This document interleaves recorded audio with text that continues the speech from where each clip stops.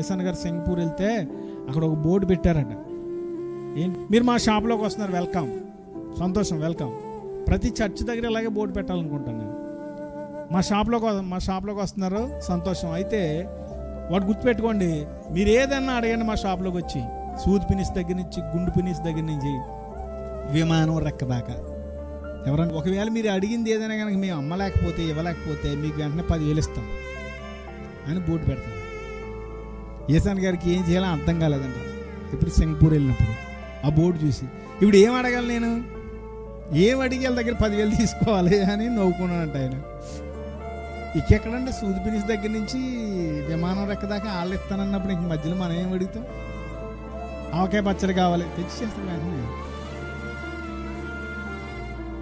ఒక మానవుడే, ఒక సూపర్ బజార్ నడిపించేవాడే అంత గొప్పవాడైతే, ఈ సృష్టినే సృష్టించినటువంటి సృష్టికర్త ఇంకెంత గొప్పవాడు?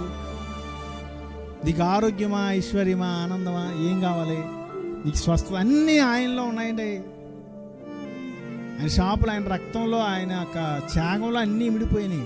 కాబట్టి ఆయన అన్నీ నీకు